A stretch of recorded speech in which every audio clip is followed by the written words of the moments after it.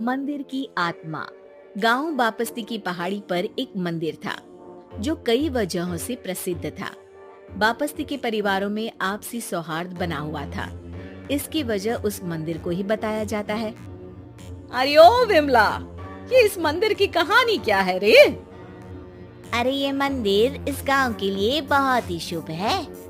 अरे शुभ तो है, तो फिर भी लोग इस मंदिर से दूर क्यों रहते हैं? ये इतना वीरान क्यों रहता है? अरे बड़े बुजुर्ग कहते हैं कि मंदिर में आत्माओं का राज है जो लोगों की मदद करते हैं, लेकिन मंदिर से सभी को दूर भी रखते हैं। अरे ये कैसी आत्माएं हैं जो लोगों की मदद भी करते हैं और लोगों को मंदिर से दूर भी रखते हैं? अरे यही चलता आया है यहाँ पर, इसीलिए कोई कुछ बोलता नहीं। क्योंकि जिसके घर में कोई भी परेशानी होती है तो बताते हैं कि इस मंदिर से उन्हें मदद मिलती है।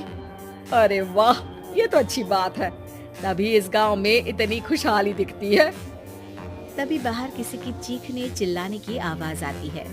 दोनों बाहर निकलती हैं तो देखती हैं कि गांव के एक बुजुर्ग रो रहे हैं क्योंकि शहर से उन्हें कोई बुरी खबर मिली है। अरे क्या हुआ चच्चा, रो क्यों रहे हो आप? हाँ चाचा, बताओ ना, हुआ क्या? अरे क्या बताऊं बेटे, मेरा बेटा शहर गया हुआ था कमाने, लेकिन आज खबर मिली है कि उसका एक्सीडेंट हो गया। वो अस्पताल में भर्ती है। अरे तो इसमें परेशान होने की क्या बात है चाचा, जाओ शहर और बेटे का इलाज करवाओ। हाँ चाचा, विमला सही कह रही है। आप शहर जाओ और इलाज करवाओ। अरे कैसे इलाज करवाऊं? अभी पैसे नहीं है और शहर के अस्पतालों में इलाज का खर्चा लाखों में आता है।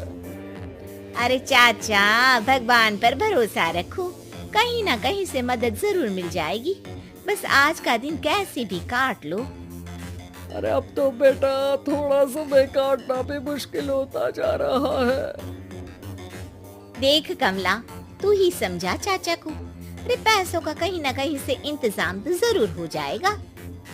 अरे चच्चा, जब विमला कह रही है तो थोड़ा उस पर भी भरोसा रखो। चलो आपको घर छोड़कर आ जाती हूँ। उसके बाद कमला उन बुजुर्ग को लेकर चली जाती है और विमला मंदिर की ओर चली जाती है। विमला मंदिर की सीढ़ियों पर चढ़ते हुए दूर से नजर आती है। उसके बाद वो आंखों से ओझल हो जाती है। उसी रात उस बुजुर्ग के घर के बाहर एक थैला रखा हुआ मिला। बुजुर्ग उस थैले को देखते ही चौंक पड़ा क्योंकि उसमें 5 लाख रुपए रखे हुए थे। वो बुजुर्ग सुबह दौड़ा दौड़ा गांव के दूसरे बुजुर्गों के पास गया। अरे मंगल भाई सुनो, मेरे घर के बाहर ये पैसों से भरा बैग रखा हुआ मिला है। अरे किसका है ये भाई? अरे भैया, मुझे क्या पता। तभी उधर से कमला और विमला निकलती हैं। अरे बेटा सुन तो, देख ये क्या रखा हुआ था मेरे घर के सामने। कमला और विमला हैरानी से देखती हैं। अरे वाह, देख विमला, तूने कहा था ना कि कोई ना कोई मदद जरूर करेगा। अरे भगवान सबकी मदद करते हैं, ये पैसों की मदद भी भगवान ने ही भेजी है। और क्या।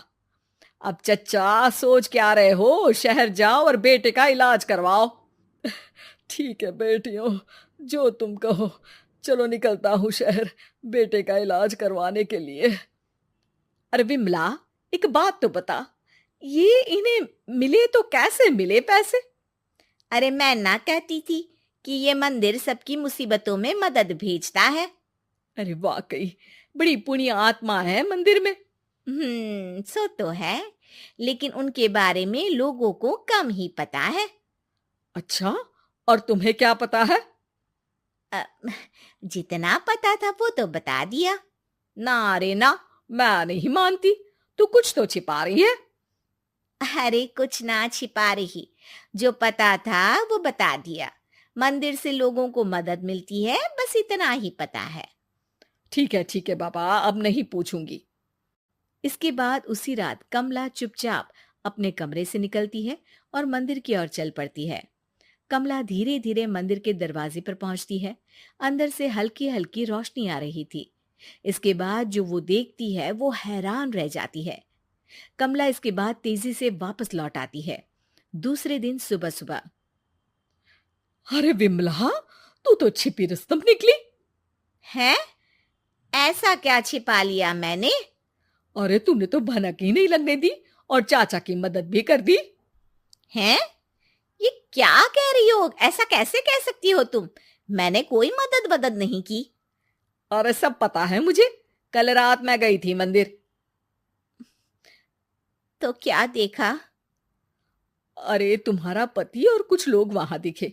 बोरियों में नोट भरे हुए थे और सभी नोट गिनने में लगे हुए थे। तो तुम्हें क्या लगा? वो क्या कर रहे थे? अरे मैं समझ गई कि वो लोग कहीं से डकैती कर पैसे लेकर यहाँ मंदिर के पीछे छिपाते हैं। अब जब तुम जान ही गई हो तो बता देती हूँ, लेकिन ये बात किसी को पता नहीं लगनी चाहिए। मेरे पति डकैती नहीं डालते हैं, बस उन लोगों से पैसे छीनते हैं जिन्होंने गलत तरीके से पैसे बनाए हैं। और फिर लोगों की मदद करते हैं।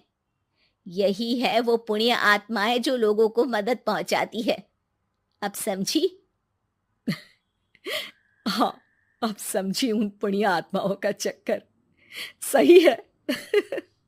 करते रहो मदद, लेकिन सावधानी से, मेरी तरह कोई और ना पहुंच जाए।